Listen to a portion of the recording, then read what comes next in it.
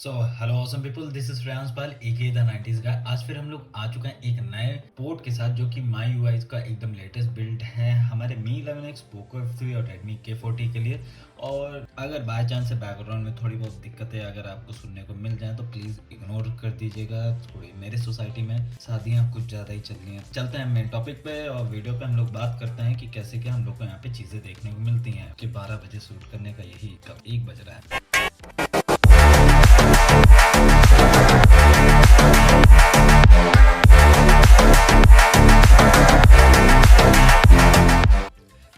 आज उधर हम लोग चलेंगे फ़ोन के अबाउट सेक्शन में और यहाँ पे हम लोग जाके देखेंगे कि ये जो पोर्ट हम लोग को देखने को मिलता है वो S30 Pro मोटो X S30 Pro में का देखने को मिलता है। इसके अलावा यहाँ पे हम लोग को एंड्रॉयड वर्जन देखने को मिल जाता है। इसके अलावा एंड्रॉयड वर्जन 12 देखने को मिल जाता है। सिक्योरिटी पैच हम लोग को अप्रैल 1 का देखने को मिलता है। कर्नल हम लोग को टी रेक्स देखने को मिल जाती है। इसके अलावा यहाँ पे हम लोग को थिंक शील्ड फॉर मोबाइल जो कि 12.0.3 है वो सारी चीज़ें देखने को मिल जाती है। लॉन्चर में हम लोग को ज़्यादा कुछ कस्टमाइजेशन देखने को नहीं मिलता है।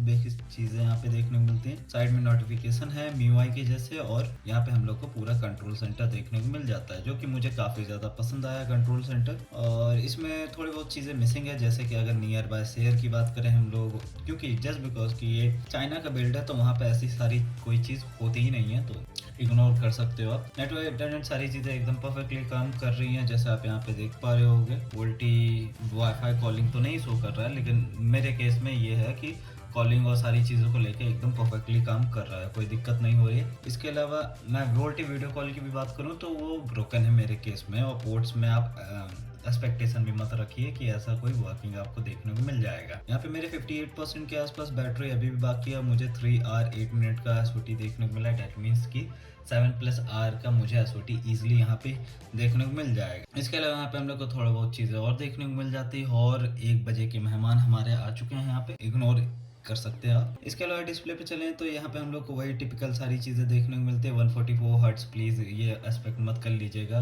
कि 144 हर्ट्ज एंड ऑल ठीक है। तो ये सारे सवाल तो मत पूछिएगा तो ज़्यादा सही है। एंटी फ्लिकर हम लोग को मोड यहाँ पे देखने को मिल जाता है। थोड़े बहुत फीचर्स और देखने को मिल जाते हैं।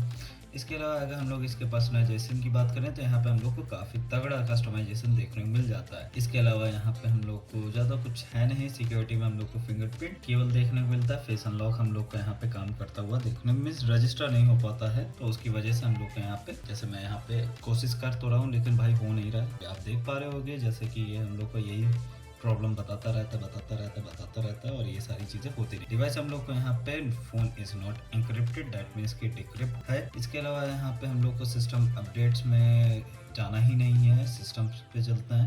यहाँ पे हम लोग को Google play service, video call effects और परफॉर्मेंस में अप टू 6 GB रैम हम लोग को यहाँ पे अपग्रेड करने को मिल जाता है। इसके अलावा और कुछ ज़्यादा चेंजेस है नहीं, एक स्टॉक MIUI के जैसा है। यहाँ पे हम लोग को बेसिक कैमरा देखने को मिल जाता है, गूगल गो कैमरा जो कि एकदम परफेक्टली काम करता है। और यहाँ पे मेरा गूगल असिस्टेंट जो कि काफ़ी अच्छे तरीके से काम करता है, उसमें कोई दिक्कत नहीं है जो कि इनबिल्ट मुझे यहाँ पे देखने को मिला है। इसके अलावा अब यहाँ पे अगर हम लोग इसके AnTuTu बेंचमार्क की बात करें, अभी हम लोग इस पोर्ट की थोड़ी दिक्कतें और थोड़े बहुत फ़ायदे की भी बात करेंगे। AnTuTu बेंचमार्क हम लोग को काफ़ी अच्छा देखने मिला है, 6683 है। यहाँ पर टेम्परेचर जो हम लोग का इंक्रीज हुआ था वो 7 सेल्सियस है, 20 से 27। 3% बैटरी ड्रेन है। स्टोरेज टेस्ट इतना ज़्यादा कुछ खास नहीं है, 36,580 है। क्योंकि पोर्ट्स में एक्सपेक्ट करता हूँ मैं लगभग 40,000 के आसपास, ठीक है उस हिसाब। गिगबेंच की अगर बात करें तो यहाँ पे हम लोग को सिंगल में 966 और मल्टी में 3094 देखने को मिल जाता है। यहीं पर ही अगर हम लोग बात करें इसके ML टेस्ट की तो ML टेस्ट का जो CPU का स्कोर है वो 222 है और GPU का स्कोर 1139 देखने को मिल जाता है। CPU टोटल की यहाँ पे बात करें तो वहाँ पे भी स्कोर हम लोग को काफी तगड़ा देखने को मिला है, जहाँ पे CPU टोटल बिल्कुल भी ना के बराबर हुआ है। लेकिन एक्चुअल चीज हम लोग को गेम में देखने को मिलता है, उसके बारे में भी अभी हम लोग बात करेंगे। सेफ्टी नेट हम लोग को बाय डिफॉल्ट फील्ड देखने को मिलता है ड्यू टू CTS प्रोफाइल। उसके बाद मैंने देखा कि CTS प्रोफाइल फेल ही है तो मैजिक इंस्टॉल कर लेते हैं FPS मीटर के लिए, तो उसमें कोई वो नहीं। यहाँ पे आई थिंक मैंने स्क्रीनशॉट लिया हुआ था शायद, उम्मीद तो है नहीं, मे बी नहीं। तो CTS प्रोफाइल हम लोग को बाय डिफॉल्ट फील्ड देखने को मिलती है, दैट मीन्स कि हम लोग को गूगल प्ले सर्विस में डिवाइस सर्टिफिकेशन हम लोग को देखने को नहीं मिलता। इसके अलावा यहाँ पे DRM इन्फो की बात करें तो वाइडविन L1 देखने को मिलता है, लेकिन उसके बावजूद हम लोग को यहाँ पे प्ले स्टोर में, प्ले स्टोर कहाँ गए भाई, प्ले स्टोर तो यहाँ पे हम लोग को प्ले स्टोर पे तब भी नेटफ्लिक्स देखने को नहीं मिलता है। जैसे कि अगर हम लोग यहाँ पे चले नेटफ्लिक्स, तो यहाँ पे हम लोग को कहीं पे भी नेटफ्लिक्स देखने को नहीं मिलता है। डैट मीन्स की वाइड वन एल का इशू। तो ये चीज़ें हो गई इन सारी चीज़ों की। आइडल ड्रेन मुझे उतना ज़्यादा कुछ नहीं था। जैसे कि अगर मैं आपको बताऊं तो 98% मैंने चार्ज किया था। रात में मैंने पूरी रात ड्रेन हुआ है और मेरी 96% के आसपास बैटरी मॉर्निंग में बाकी थी, कहीं 10-11 बजे की आस। तो बैटरी बैकअप भी अच्छा है, परफॉर्मेंस भी हम लोग को ठीक ठाक लेवल की देखने को मिले स्कोर के हिसाब से मैं बोल रहा हूँ, ठीक है। ऐसा कोई प्रैक्टिकली अगर गेमिंग में वो सारी चीज़ों की बात करूँ तो उनकी चीज़ नहीं। और अब आते हैं इसके प्रॉब्लम्स। सबसे बड़ी प्रॉब्लम है जैसे आप इस पोर्ट को इंस्टॉल करोगे आपको गूगल प्ले स्टोर नहीं देखने को, इवन आपको जो क्रोम देखने को मिलेगा। मैंने जो चीज़ें फेस की हैं मैं उनकी बात कर रहा हूँ। जो क्रोम आपको देखने को मिलेगा, जो कि मैंने डिसेबल करके रखा हुआ है, वो बार बार फेल होता हुआ दिखेगा। उसके अलावा आपको गूगल प्ले स्टोर अलग से थर्ड पार्टी करके तब जाके उसको अपडेट करोगे, तब जाके, क्योंकि इसमें इनबिल्ट जो ब्राउजर है क्रोम, वो भी आपको इंस्टॉल होता हुआ मींस ओपन होता हुआ नहीं दिखेगा। तो आपको अलग से इंस्टॉल करना पड़ेगा, गूगल प्ले सर्विसेज से आपको इंस्टॉल करनी पड़ेगी, बस भाई। उसके अलावा और भी थोड़ी बहुत चीज़ें हैं जो कि आपको करना पड़ जाएगा। इसके अलावा यहाँ पे और कुछ ज़्यादा है नहीं, और यहीं पर ही इसकी कमियाँ तो हो चुकी हैं बहुत सारी। लेकिन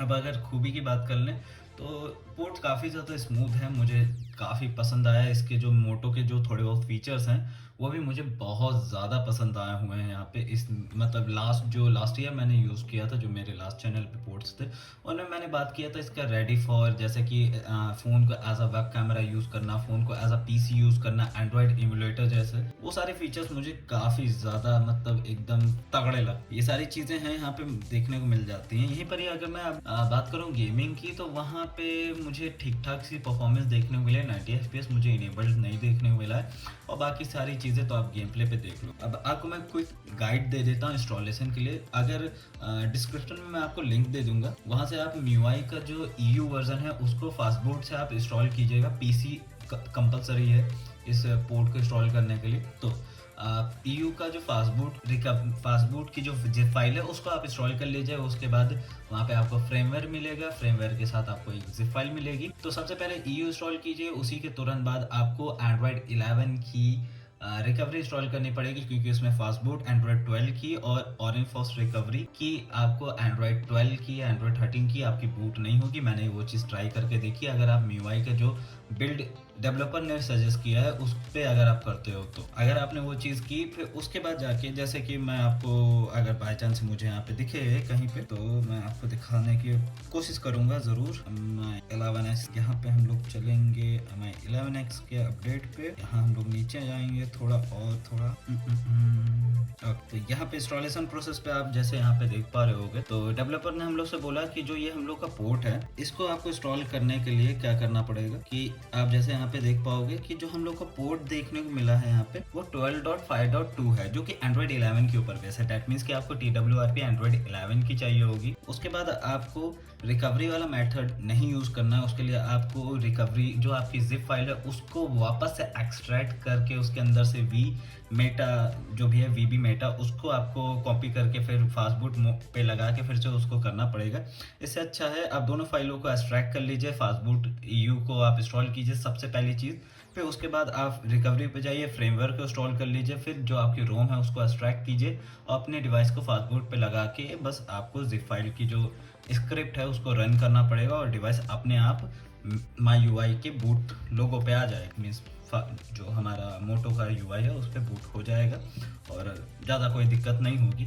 और इसी तरीके से मैं सोच रहा हूँ आज एक्चुअल में मैं पूरा एक सिस्टमेटिक वीडियो बनाने वाला था पूरे इंस्टॉलेशन प्रोसेस के साथ, लेकिन बैकग्राउंड में जो ये साउंड और ये सारी चीज़ें बज रही हैं तो उसकी वजह से मुझे थोड़ी दिक्कत हो गई। तो अभी जो लेटेस्ट ऑक्सीजन OS का बिल्ड आया उसके साथ मैं आपको इंस्टॉलेशन प्रोसेस भी नेक्स्ट वाली वीडियो में ऐड करने की पूरी कोशिश करूंगा, क्योंकि लास्ट वीडियो में बहुत ज़्यादा हो गया। तो that's it for this video, मिलते हैं अगली वीडियो में, तब तक ले